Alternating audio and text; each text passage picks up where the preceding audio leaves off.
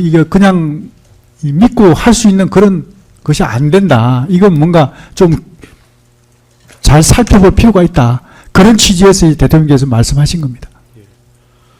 당시 증인은 대통령에게 선관위 직원도 조사해야 하느냐 이렇게 묻자 대통령은 그건 안 된다라고 하시면서 먼저 계엄법상 계엄 당국의 국가행정사무를 직접 관장 권한할 수 있는 권한에 따라서 시설과 업무 점검은 할 수 있지만 직원 조사는 수사 차원이 되고 또 혐의 사실도 없는 데다가 계엄 선포 전의 범죄 혐의에 대한 수사는 영장 등의 절차가 필요하다 이렇게 말씀도 하셨죠.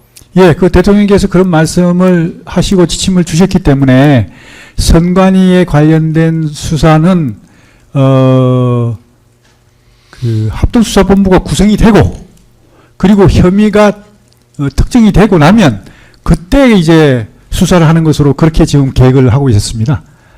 만약에 계엄 선포를 방송으로 알리면 얼마 안 가서 국회에 계엄 해제 요구 결의가 나올 것이고 계엄이 길어지면 반나절이나 하루밖에 못 갈 것이니 사람들을 조사할 시간도 없다 이렇게도 말씀을 하신 적이 있습니까? 네, 그런 취지로 말씀이 계셨던 것으로 기억합니다.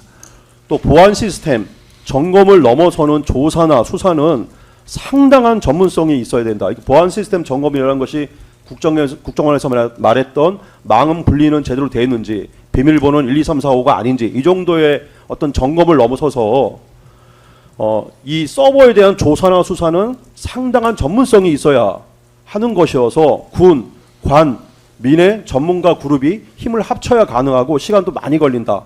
그래서 짧은 계엄 상황에서는 불가능하다. 이런 말씀도 하셨죠. 예, 그렇습니다. 예. 당시 증인은 대통령에게 선관위는 방첩사와 사이버사의 IT 요원에게 맡기는 것이 좋겠다라고 하였고 대통령도 그렇게 알아서 하라 이렇게 말씀도 하셨습니까? 네, 그렇습니다. 예. 19항 질문하겠습니다. 대통령은 국회의 해제 요구 의결로 계엄이 길어야 하루 만에 해제될 것이라고 하였지만은 어쨌든 계엄 사무에 관해서 군을 지휘하는 주무장관인 증인으로서는 계엄 사무를 시작하면서 통상의 계엄 매뉴얼에 따라서 계엄사와 합동수사본부 구성을 지시하고 준비시킬 수밖에 없었던 것이죠. 제가 질문을 정확히 이해를 못했는데 그 중간 부분부터 다시 한번. 예, 계엄이 되게 짧게 끝날 것이라고 말씀은 하셨지만은 네. 계엄을 준비하는 주된 주무장관인 증인께서는 네네네. 정상적인 계엄 사무를 준비할 수밖에 없었다는 것이죠. 아, 예.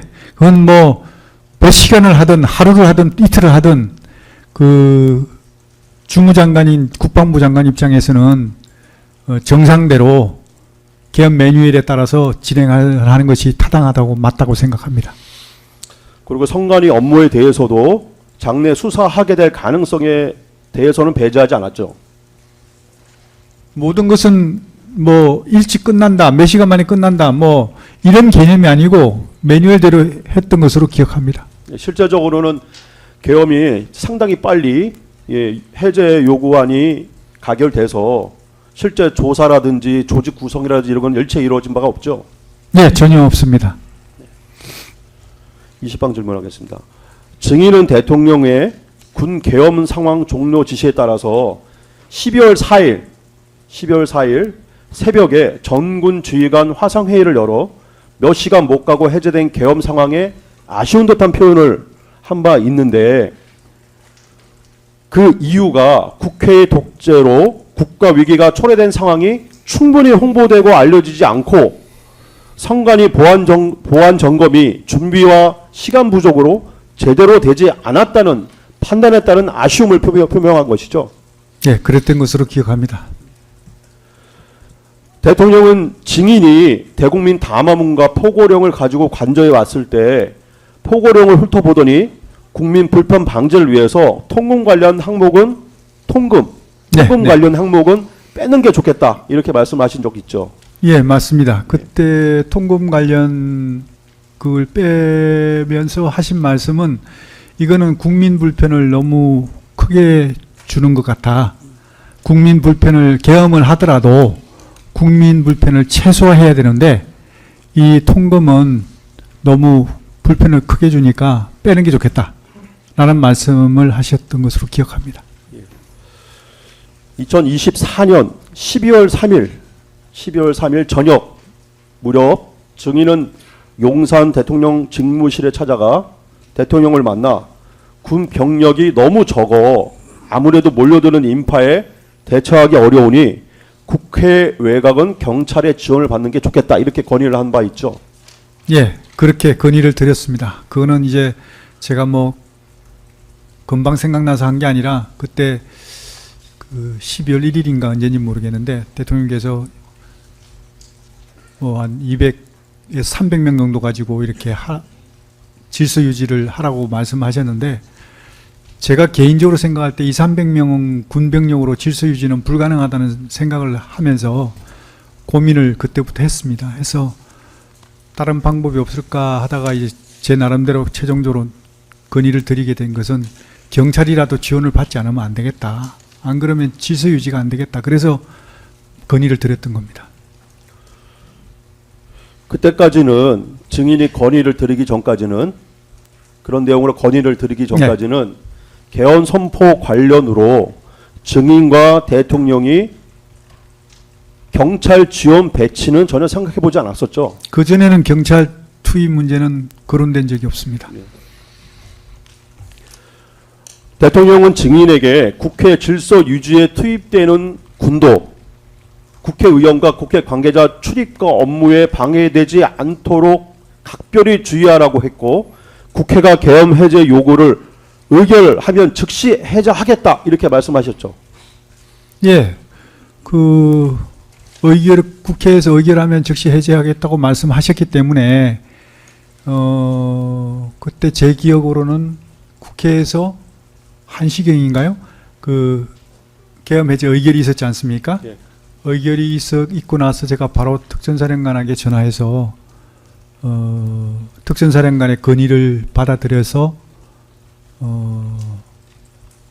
임무를 종료하고 안전지대로 일단 철수를 시키자. 그렇게 해서 철수시키라고 얘기했거든요.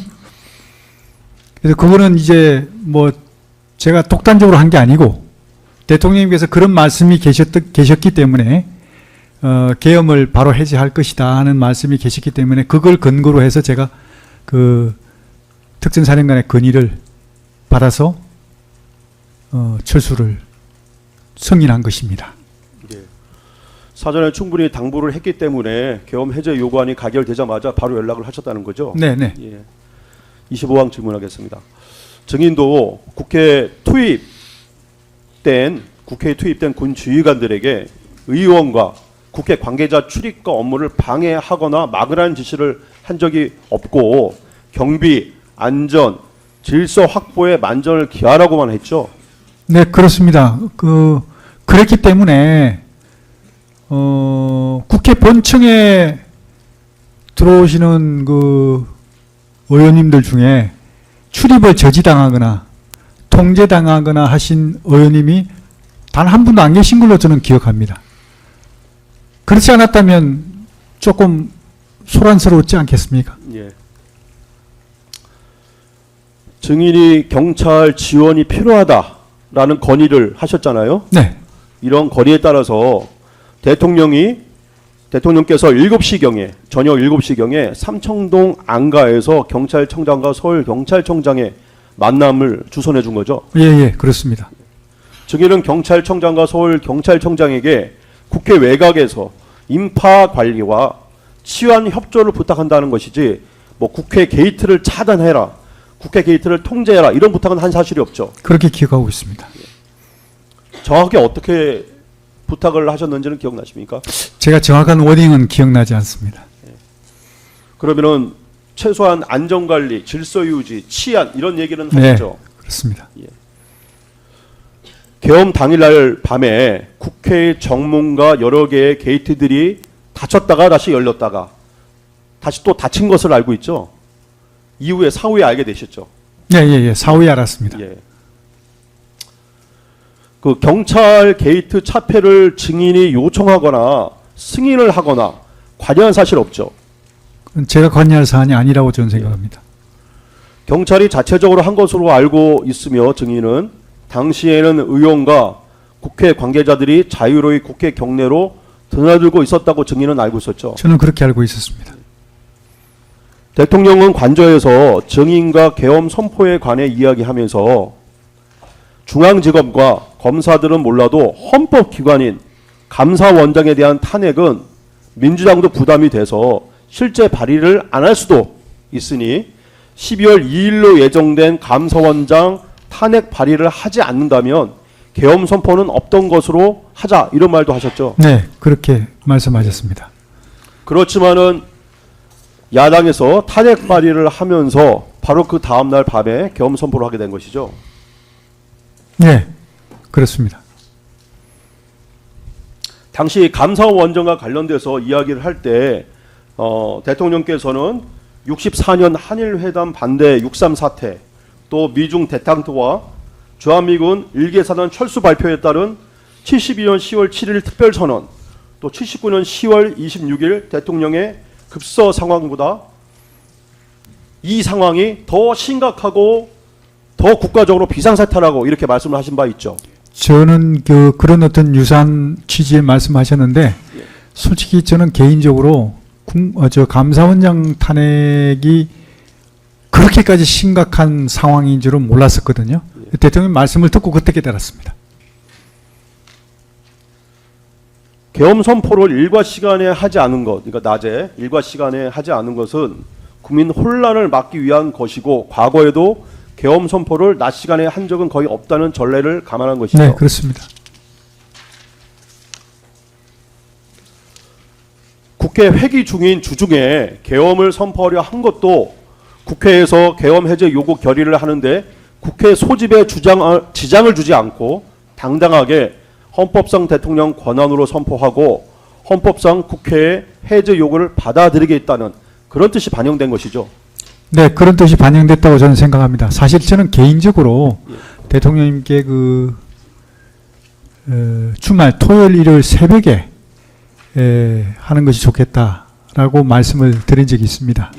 그런데 대통령께서는 뭐 크게 개의치 않으시고 그냥 탄핵 감사원장 탄핵하면 그냥 하는 걸로 합시다 이렇게 말씀을 하셔서 그렇게 하게 돼 있습니다. 증인은 계엄 선포 당일 밤 자정 무렵이 지나서 계엄 선포 당일입니다. 자정 무렵이 지나서 대통령에게 비아폰으로 성관위와 연계해서 민주당사와 여론조사 회사 곳에도 확인할 게 있어 병력이 가는 게 좋겠다라고 또 건의를 한 바도 있죠. 예, 그거는 이제 제 기억에는 예. 대통령께서 전화를 주셔서 통화를 하다가 대통령께서 국회하고 선관위 두 곳 외에 병력이 보낸 데가 있느냐라고 물어보셨습니다. 예. 그래서 제가 민주당사하고 그 다음에 여론조사꽃 여기는 포고령 위반 우려도 있고 또 확인할 것도 있고 해서 소수 병력을 출동 중에 소수 병력이 투입 중에 있습니다.라고 말씀을 드리니까 대통령께서 거기는 민간 기관인데 거기는 왜 보냈냐? 그렇지 않아도 병력을 최소화시키려는데 거기는 아무리 소수 병력이지만 안 보내는 게 맞지 않냐? 그리고 조금 야단을 치신 기억이 있습니다. 그래서 중지시키라고 말씀을 하셨던 기억이 있습니다. 예. 답변이 나왔기 때문에 32항은 생략하겠습니다. 33항 질문하겠습니다. 계엄 해제 요구가 국회에서 의결된 후에 대통령실 바로 옆에 있는 국방부 지하에 지휘통제실을 방문한 적이 있죠. 네, 그렇습니다. 예. 당시 대통령은 지휘통제실에 있는 많은 군 간부들에게 수고했다고 악수하면서 하단 증인이 있는 자리에 앉자 증인이 안으로 들어가시죠 라고 안내해서 결심지원실로 가게 된 것이죠. 예, 그렇습니다. 그렇게 기억하고 있습니다. 예. 당시 여러 사람들이 결심지원실에 따라 들어와서 당시 대통령이 증인과 박안수 계엄사령관만 남기고 다 자리를